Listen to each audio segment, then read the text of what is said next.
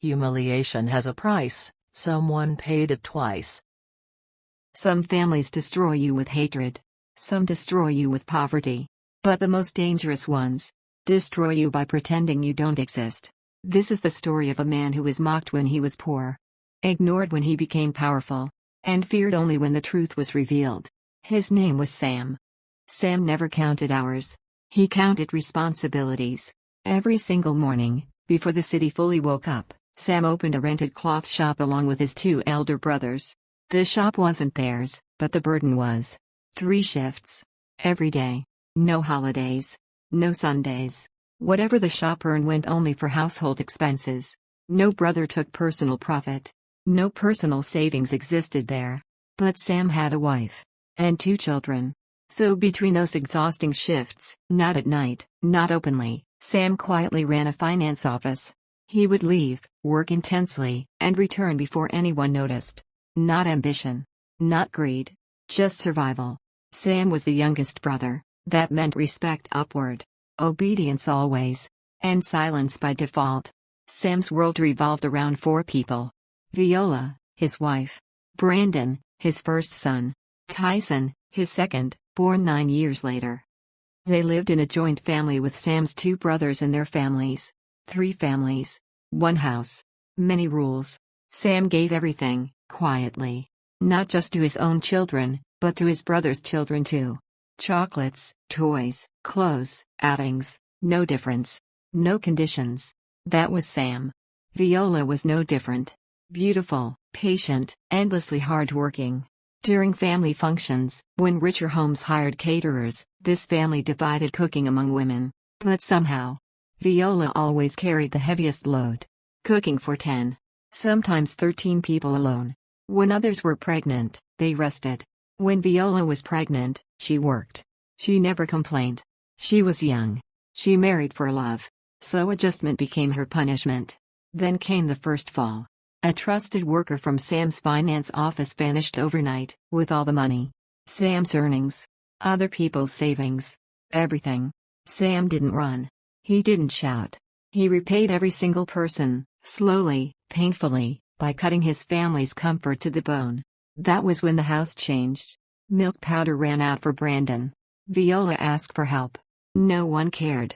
Children were told to stay away from Brandon, called a bad influence. Brandon heard it. He was young. But not blind. From that day, he stopped playing with anyone. He told his parents he needed no one. Except his brother. Brandon had a fragile health condition.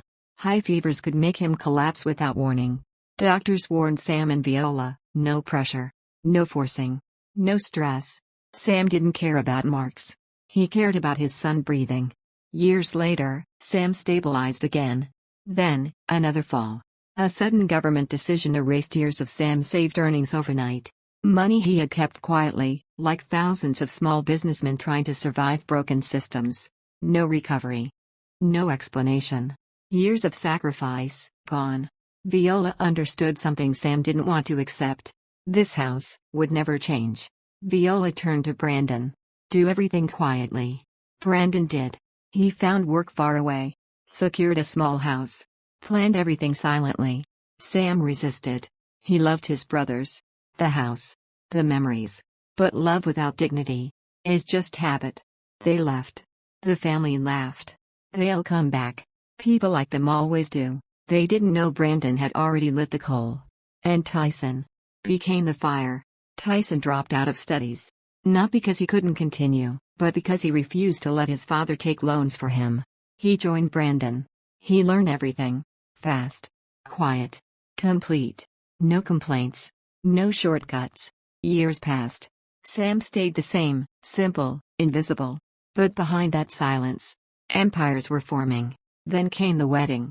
Sam's elder brother's daughter was getting married, to a wealthy groom. They invited Sam.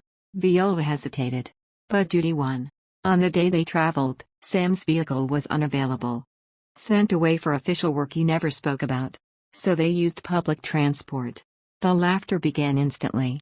See how they came. Losers stay losers. At a grand restaurant, insults were open. What future do you even have? Someone laughed. Sam replied calmly, I have my sons. Laughter exploded. The bill arrived. Huge. Sam's elder brother collapsed into a chair. Brandon helped him. Tyson whispered to the manager. The bill was reduced to 1/4. Special offer. No one questioned it. The day before the wedding arrived. The house was filled with mixed emotions, laughter echoing from every corner, eyes quietly moist knowing the daughter would soon leave for her husband's home. Happiness and heaviness lived together that day, yet everyone wore smiles. Sam and his brother sat together, discussing expenses, final payments, and last-minute arrangements. Brandon and Tyson were everywhere, checking lights, coordinating decorations, lifting supplies, guiding workers. Mockery followed them constantly, but neither brother reacted. They knew one thing well: empty pots make the loudest noise. They also knew that even if they revealed who they truly were, no one would believe it. People would never accept that such growth came through the right path. So they stayed silent and focused only on the work. On the wedding day, Sam and his family stood beside his brothers as always. They didn't even know who the groom was, only that he was a wealthy man. Relatives from both sides filled the hall. The bride's side was impressed, praising the grandeur, congratulating Sam's brothers endlessly. Sam, standing right there, was ignored, as if he didn't exist. Sam didn't mind. He was observing everything, quietly ensuring that nothing was lacking. More was acceptable. Shortage was not. Then the groom's side arrived. The moment they entered, admiration spread across their faces. Compliments poured in, about the arrangements, the scale, the perfection. Amid the crowd, none of them noticed Sam and his family at first. But from a distance, one of the groom's cousins paused. He saw Brandon and Tyson working alongside laborers, lifting heavy water cans. He stared again. No. That can't be them, he thought. How could they be here? Working like this? He brushed the thought away and walked on. As the ceremony progressed, lunch was announced. Tyson, always fond of hot meals, didn't wait. He joined the first batch while the food was still steaming. In the rush, his elbow slipped, and curry spilled onto the dress of the woman seated beside him. She stood up instantly, furious. She recognized him. "How dare you sit beside me?" she shouted. "Son of a loser family. It was bad enough you sat here, now you've ruined my costly dress." Tyson kept apologizing. Again and again. She didn't stop. People gathered. Guests from the bride's side surrounded them. Not one voice defended Tyson. Instead, they encouraged the woman, feeding her anger. As the voices grew louder, Sam and Brandon arrived together, sensing something was wrong. Sam went straight to Tyson and asked calmly what had happened. Brandon stood beside his brother, his eyes already reading the room. Before Tyson could finish explaining, the woman interrupted again, louder, sharper, making sure everyone around heard her. She wasn't just any guest. She was a locally influential woman, known to be close to the people who handled major functions and venues. Her presence itself carried weight. People whispered her name, and the staff nearby moved nervously, careful not to upset her. Pointing at Tyson, she shouted, "People like you don't even belong in places like this. Look at your background before sitting among respectable guests." Tyson kept apologizing. She didn't stop. She turned to Sam now, raising her voice further, mocking his life, his position, his children, each word calculated to humiliate. That was when both Brandon and Tyson lost control. No son can stay silent when his father is insulted publicly. They argued back, not with abuse, but with firmness. At that moment, Sam's brother intervened. But instead of standing with Sam, he supported the woman. Not because she was right, but because crossing her could create trouble for the wedding itself. If she created a scene, if she complained, if arrangements were disturbed, it would stain the family's reputation in front of the groom's side. Sam's brother chose safety over truth. Sam saw it. And that realization hurt more than the insults. He wanted the issue ended immediately, not escalated further. Just then, murmurs spread through the hall. "The groom is coming." The groom's father too. They arrived together, drawn by the disturbance. And the moment their eyes fell on Sam, Brandon, and Tyson, they stopped. Their expressions changed instantly: shock, recognition, silence. The hall, moments ago filled with noise, suddenly stood still. The slap echoed through the hall. Not loud, but final. The woman stood frozen, her authority shattered in a second. No one had ever dared to raise a hand on her before. The hall manager didn't even look at her again. He turned instead toward Sam, Brandon, and Tyson, folded his hands slightly, and said clearly, "Sir, Sam asked us to keep his involvement silent. We respected that. But silence has limits." A wave of confusion ran through the guests. Sam's brothers stood stunned. The hall manager continued, his voice steady but sharp. "This entire hall, booked for the full duration. The decoration, the lighting, the food counters, the musicians, the guest hospitality. None of it is paid by the amount you gave." He turned toward Sam's eldest brother. "The money you paid doesn't even cover the advance, let alone the total cost." Murmurs exploded across the hall. Faces began to pale. Before anyone could react further, the groom's father stepped forward. His hands were shaking, not with fear, but with restrained rage. He looked at Sam's brothers, the relatives, the woman, and then slowly turned to face the crowd. "You are all asking who these people are?" He pointed toward Sam, Brandon, and Tyson. "Let me tell you."